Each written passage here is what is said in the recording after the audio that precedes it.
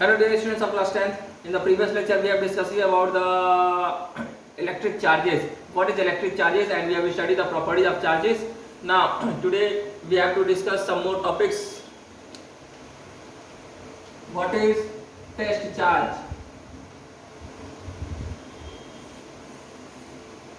Test charge किसे कहते हैं? That minute positive charge which do not have its clear electric field is known as test charge. ठीक है? That minute positive charge which do not have its clear electric field is known as test charge. It is denoted by Q naught. Point charge.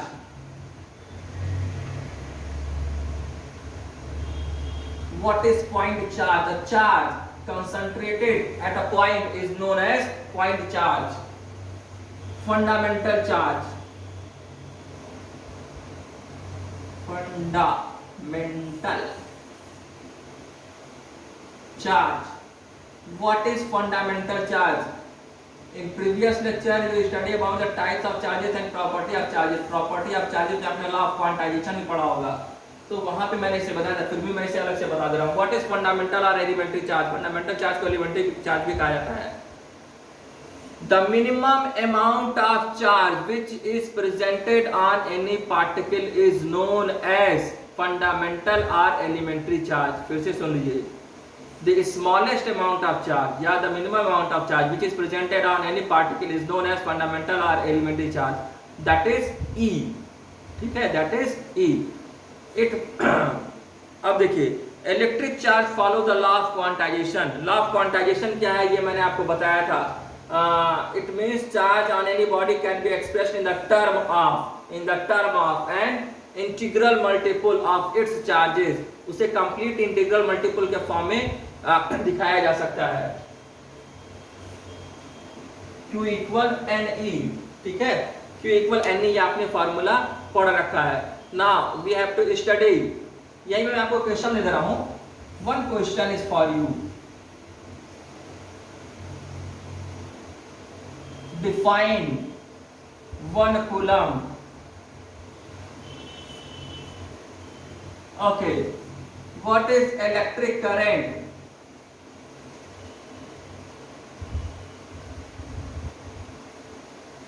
Electric current किसे कहते हैं? देखिए बच्चा, electric current क्या होता है? The rate of flow of charge is known as electric current.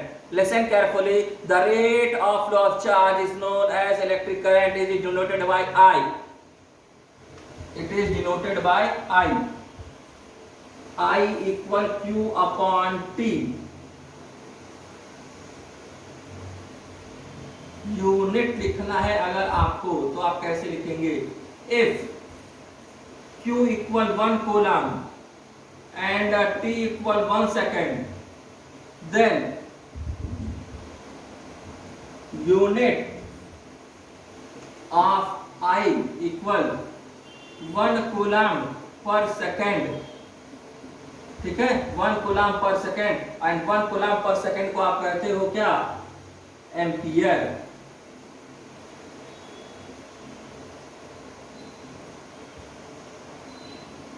Other small units देख लिया जाए. 1 मिली एम्पियर इक्वल 10 की power minus 3 ampere. 1 micro ampere 10 की power minus 6 ampere. 1 Piku ampere 10 की पावर माइनस 12 एम्पियर. अरे एक बीच में छोड़ दिया गया. नैनो 1 नैनो एम्पियर इक्वल 10 की power minus 9 ampere. Is that clear? अब देखिए, इसके बाद आपको डिफाइन करना है 1 एम्पियर.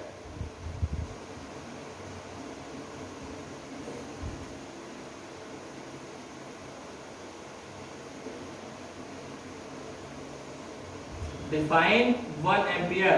1 एम्पियर को डिफाइन करना है. Listen carefully. Current flowing through a conductor is said to be 1 ampere. Current flowing through a conductor is said to be 1 ampere if 1 coulomb of charge flow through it in 1 second. Flow through it in 1 second. याद रहेगा, याद रखिएगा. coulomb is a derived unit that is made up with ampere and time. Ampere and second से जो coulomb बना हुआ है, ठीक है, तो इतने में कोई दिक्कत नहीं होना चाहिए। Now we have to discuss electric potential. What is electric potential?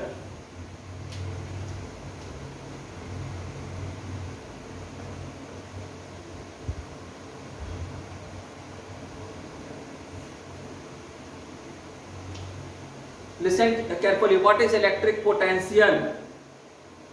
The amount of work done in bringing the unit positive charge from infinity to inside the electric field at any point is known as electric potential.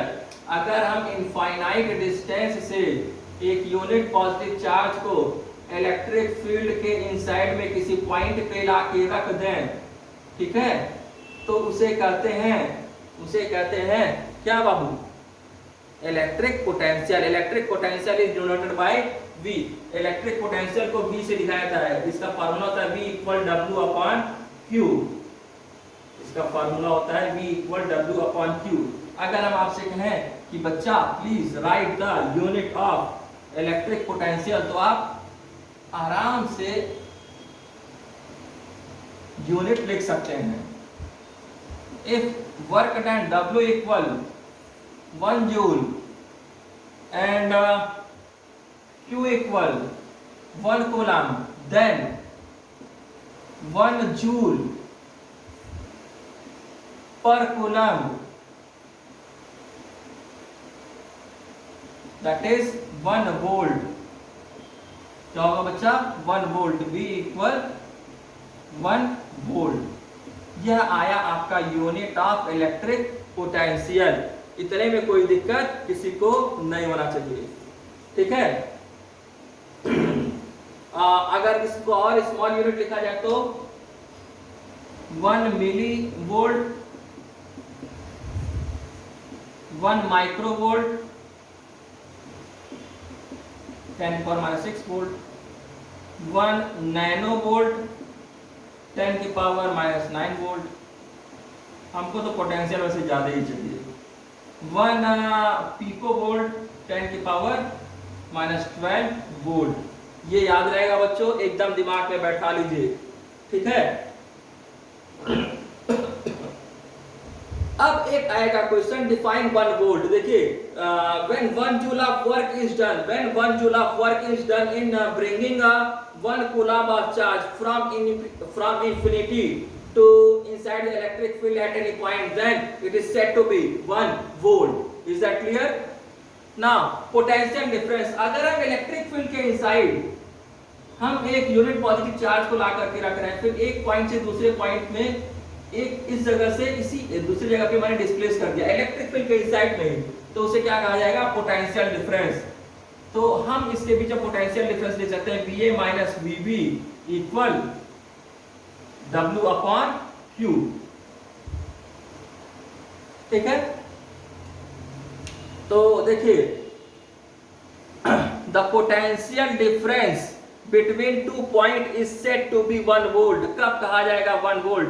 If 1 joule of work is done, if 1 joule of work is done in moving a unit positive charge, ठीक है, from 1 point to the another point inside the electric field, ठीक है, then it is said to be 1 volt. इसमें कोई दिक्कत नहीं होना चाहिए। अब बात आती है, अगर हम आपसे कहें which instrument is used to measure the electric current, electric current measure करने के लिए कौन सा इंस्ट्रूमेंट यूज करते हैं? देखिए,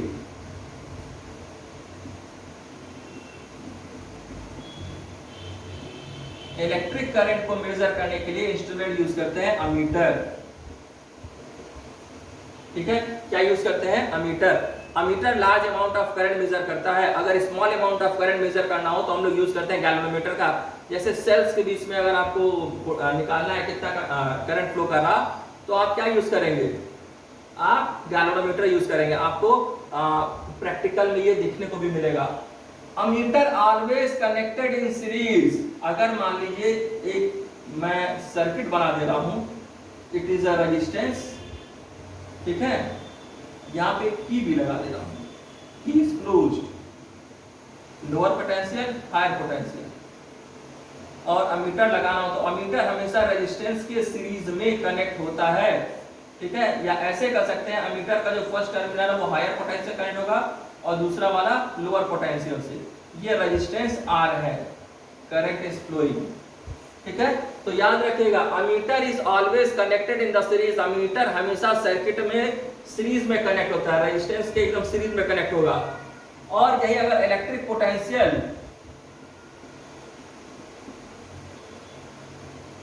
मेजर करना हो तो कौन सा इंस्ट्रूमेंट यूज करेंगे, दैट इज वोल्ट मीटर। क्या यूज करते हैं बच्चा, वोल्ट मीटर यूज करते हैं, ठीक है। और वोल्ट मीटर ऑलवेज कनेक्टेड, हमेशा हमेशा वोल्ट मीटर कनेक्ट होगा रेजिस्टेंस के पैरेलल में। तो अगर मान लीजिए हम इसका एक सर्किट बना दें, सबसे अच्छा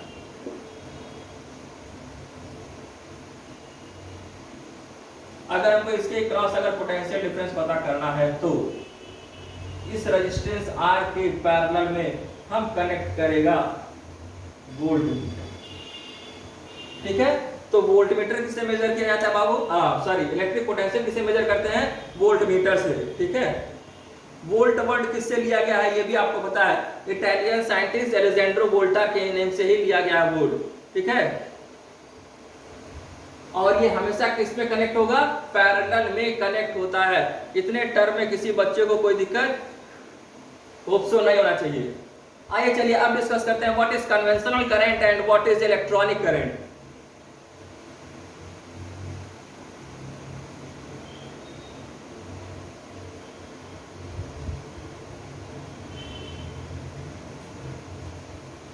अगर हमको वोल्टेज मेजर करना होता तो यहीं पे वोल्ट मीटर लगा दीजिए इसके पैरेलल में, सब एक में ही। तो कन्वेंशनल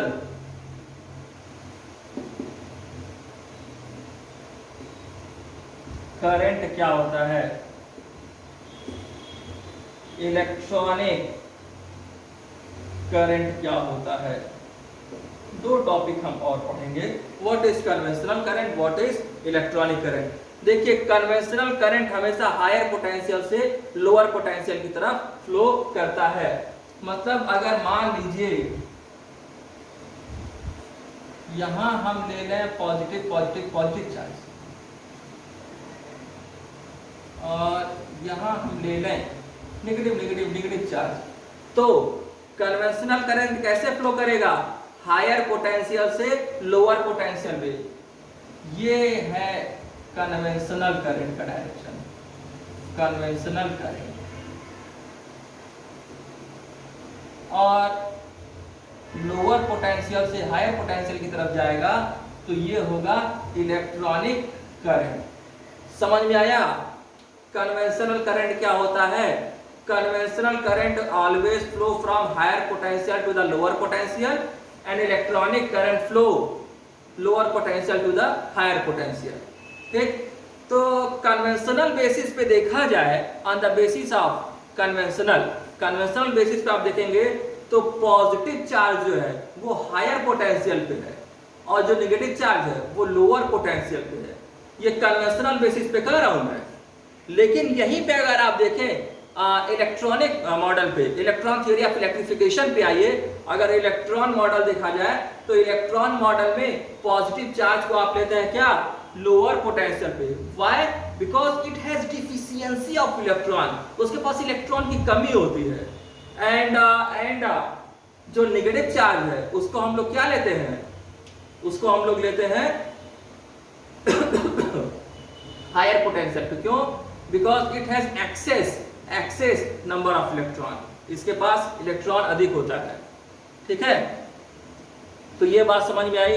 हाँ, अर्थ का पोटेंशियल हम लोग कितना लेते हैं, earth potential is always zero because the number of electron is equal to the number of proton. Number of electron number of proton के क्या होता है, इक्वल होता है। इसीलिए हम लोग क्या करते हैं, हम लोग अर्थ का जो पोटेंशियल लेते हैं वो जीरो लेते हैं। The potential of earth is zero. तो इतनी टॉपिक्स में कोई दिक्कत बच्चों। चलिए अब हम लोग पढ़ा जाए पोटेंशियल डिफरेंस हो गया, कुछ न्यूमेरिकल्स डिस्कस कर लिया जाए। उसके बाद आगे चलते हैं, पोटेंशियल पे ही न्यूमेरिकल पहले डिस्कस कर लेते हैं। मान लीजिए suppose a charge of 1000 coulomb flow through a conductor in 3 minutes 20 second.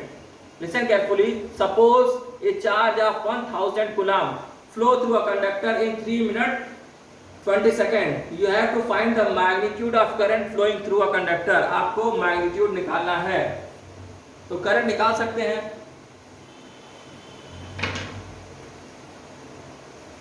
अब तो इसे यूज करना पड़ेगा।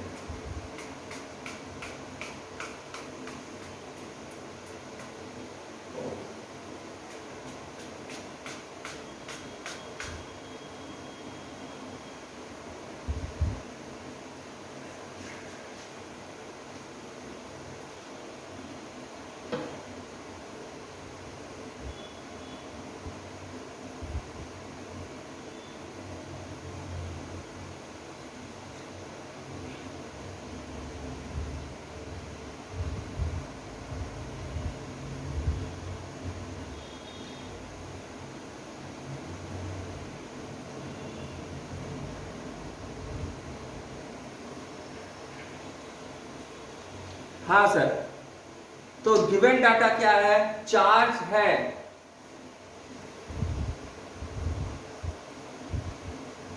1000 कूलम और टाइम दिया हुआ है 3 मिनट 20 सेकेंड।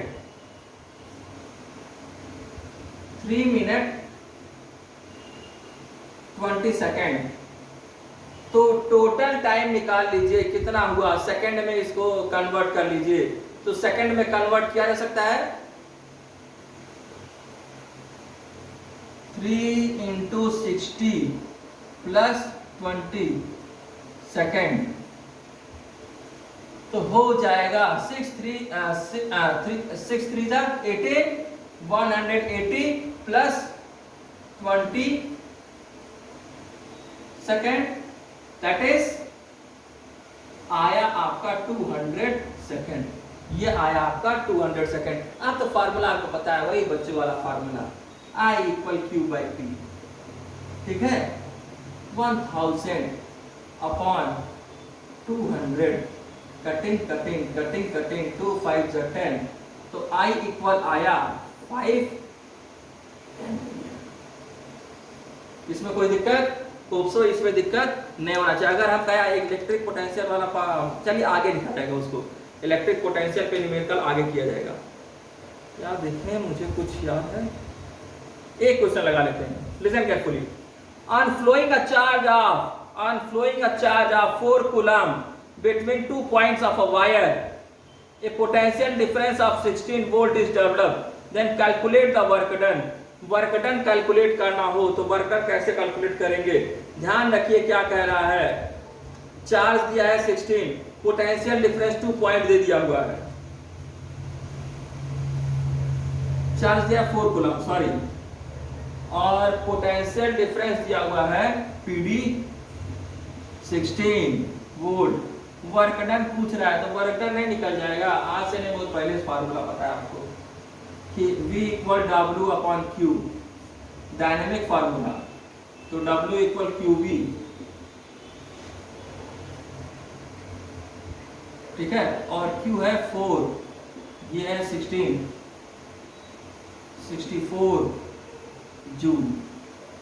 ठीक है, चलिए one of the most important topic इसके बारे में पढ़ना है, what is Ohm's law. Ohm's law पढ़ना है। ओम्स लॉ पढ़ने से पहले एक बार ओपन सर्किट और क्लोज सर्किट के बारे में डिस्कस कर लिया जाए, फिर ओम्स लॉ पढ़ा जाएगा। कब सर्किट को ओपन कहेंगे, कब सर्किट को क्लोज कहा जाएगा।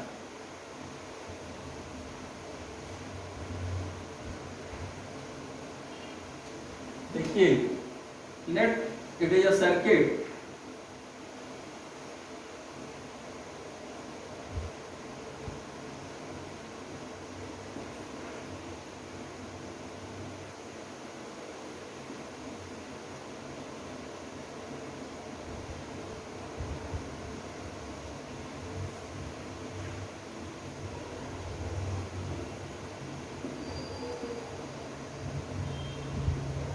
देखिए व्हेन की इज ओपन, जब की क्या हो, ओपन हो, then current is not flowing in the circuit, तब सर्किट में करंट फ्लो नहीं करेगा, तो इसे हम लोग क्या कहेंगे, ओपन सर्किट कहा जाएगा।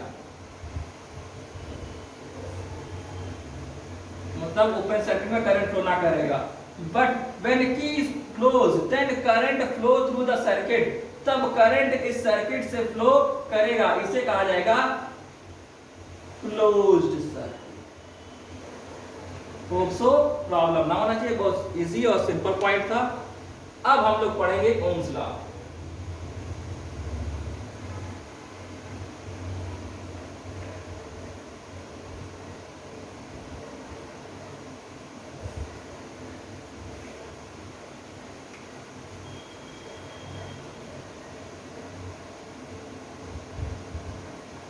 कई बुक्स में पहले रेजिस्टेंस के बारे में दिया रहता है, लेकिन ओम्स लॉ पढ़ने के बाद अगर रेजिस्टेंस पढ़ा जाएगा ना तो थोड़ा और ज़्यादा मजा आएगा। वैसे थोड़ा कम मजा आएगा, तो क्यों कम मजा लिया जाए, ज़्यादा मजा लिया जाए। What is Ohm's law? Is in your book, I hope so, that is given 1826. Is in 1826 the great German scientist George Simon Ohm gave a law related to the flow of current, ठीक है, that is called Ohm's law. According to Ohm's law, if all the physical conditions of conductor as like length, temperature, as so on, ठीक है, remains constant, then current flowing through the conductor is directly proportional to the potential difference between its end. कई बार आपको ऐसा भी लिखा मिल सकता है कि if all the physical condition remains constant, then potential difference across the conductor is directly proportional to the electric current. ठीक है, V directly proportional to I, आप इसे ये भी कह सकते हो I directly proportional to V, ठीक है। अब देखिए, जब आप प्रोपोर्शनल के साइन को हटाएंगे तो एक कांस्टेंट आएगा जिसे कहते हैं R।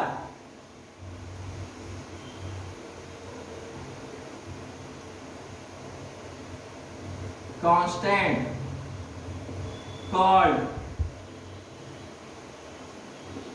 Resistance, R equal V upon I, मतलब constant equal V upon I।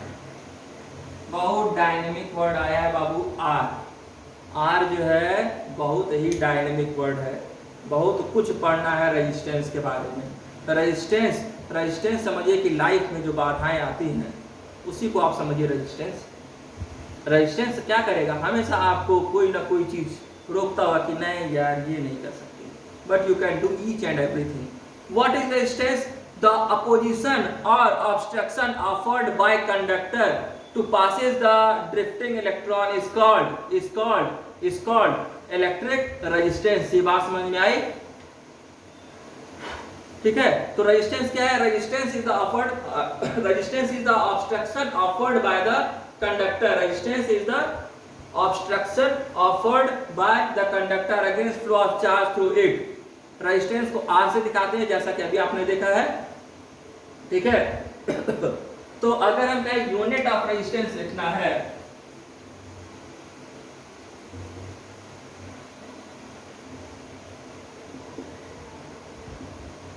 तो लिखा जा सकता है if V equal 1 volt and I equal 1 ampere, then R equal 1 volt upon 1 ampere, that is 1 ohm। थोड़ा इसका अमीरों और गरीबों वाला अदर यूनिट देख लिया जाए। 1 मिली ओम इक्वल 10 की पावर माइनस 3 ओम। 1 माइक्रो ओम 10 की पावर माइनस 6 ओम। 1 नैनो ओम, ओम का सिंबल बचाइए है 1 नैनो ओम 10 की पावर माइनस 9 ओम। 1 पिको ओम 10 की power minus minus minus minus 12 ओम। ये हुआ कुछ वैल्यूज, कुछ और भी देख लिया जाए क्योंकि रेजिस्टेंस हमेशा बड़ा मिलता है, ठीक है। तो इसका जब भी हम यूनिट लेंगे तो बड़ा यूनिट लेते हैं maximum. 1 kilo ohm small unit नहीं लिया जाता है। 1 किलो मतलब 10 की पावर कितना हुआ 3। अगर हम कहें 1 मेगा ओम तो 10 की पावर 6 ओम, ये याद रखिएगा। अगर गीगा कहें तो गीगा 10 की पावर 9, 1 गीगा ओम 10 की पावर 9 ओम। याद रखिएगा रेजिस्टेंस का जो यूनिट हम लोग लेके चलते हैं वो हम लोग लेते हैं क्या, बड़ी यूनिट लेके चला जाता है। Okay, what is conductance?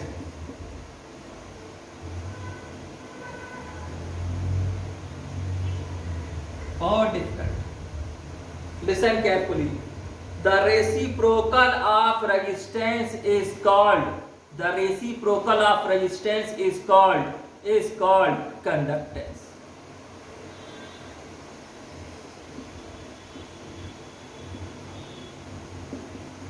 बहुत कठिन था ना बच्चा? The reciprocal of resistance is called conductance, याद रखिएगा। और यूनिट हो जाएगा आपका 1 अपॉन ओम, मतलब ओम टू द पावर -1, ठीक है, जिसे मोह कहते हैं। क्या कहते हैं? MHO, मोह, या शाइमन भी कहा जाता है, ठीक है। तो याद रखेंगे क्या होता है क्या नहीं होता है। ओके, हम आपको एक क्वेश्चन भी दे रहे हैं, सब हम थोड़ी ना बताएंगे, कुछ तो आपको करना ही पड़ेगा। अच्छा, नहीं आप बता पाइएगा तो मुझे कमेंट करके बताइएगा और मैं आपको इसका आंसर बता दूंगा। डिफाइन 1 ओम, डिफाइन 1 ओम, ठीक है। Now what is the factor affecting the resistance of wire? अच्छा, अगर सीजीएस यूनिट पूछ लिया जाए तो सीजीएस यूनिट भी आप बता लेंगे। कौन कौन से ऐसे फैक्टर हैं जो अफेक्ट करते हैं रेजिस्टेंस ऑफ वायर को, ठीक है, ये आपको बताना है। तो बहुत से आपने पढ़े होंगे तो कुछ और पढ़ लिया जाए। फर्स्ट देखिए, जो जरूरी वाला है वो बता रहा हूं, क्योंकि इसको इरेज कर दूं फिर डिस्कस किया जाए।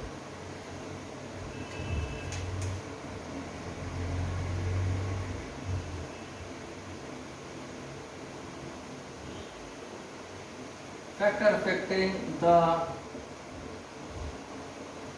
resistance of wire, देखिए फर्स्ट क्या है? Resistance of wire is directly proportional to the length of the conductor. Resistance of wire is directly proportional to the length of the conductor, ठीक है। It mean are directly proportional to L, first. Second, resistance of wire is inversely proportional to the area of cross section. ये हो गया second relation. याद रखिएगा, दो relation तो एकदम दिमाग में बैठा लीजिए। पहला क्या है? Resistance of wire is directly proportional to the length of the conductor. दूसरा, resistance of wire is directly proportional inversely proportional to the area of cross section, ठीक है। तीसरा, यह डिपेंड करेगा नेचर ऑफ कंडक्टर। कोई दिक्कत? अब देखिए एक और, टेम्परेचर ऑफ कंडक्टर। तो फ्रॉम रिलेशन 1 and 2 आप कह सकते हो are directly proportional to L upon A. When you remove the sign of this proportional, a constant come. ठीक है, when you remove the sign of proportional, a constant come. हंसते हंसते बोलिए रो, इसको कहते हैं रो, ठीक है।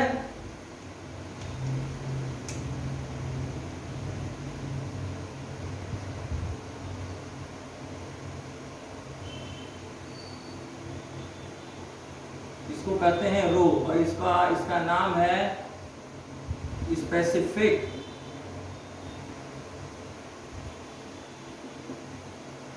रेजिस्टेंस और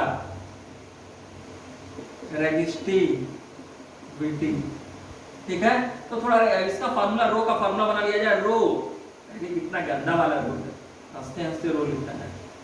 तो rho equal RA by L, ये हुआ। अब देखिए, if R equal 1 ohm, A equal 1 metre square and L equal 1 metre, then unit of rho, equal 1 ohm metre square upon metre, 1 metre चला गया। What will come? Rho equal ohm metre. तो unit क्या आया specific resistance और resistivity का? Ohm metre. तो अभी तक आपने कंडक्टेंस पढ़ा था, अब स्पेसिफिक कंडक्टेंस पढ़िएगा। स्पेसिफिक कंडक्टेंस और कंडक्टिविटी। देखिए, the reciprocal of specific resistance is known as conductivity और स्पेसिफिक कंडक्टेंस।